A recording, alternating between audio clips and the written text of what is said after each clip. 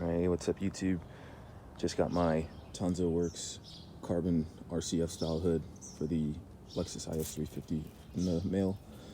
I took it to a body shop to get clear coated. It's back finally. It's looking super nice now.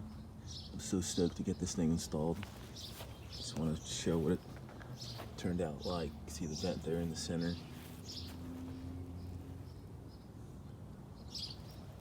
Fast guys, about to install it on the old IS.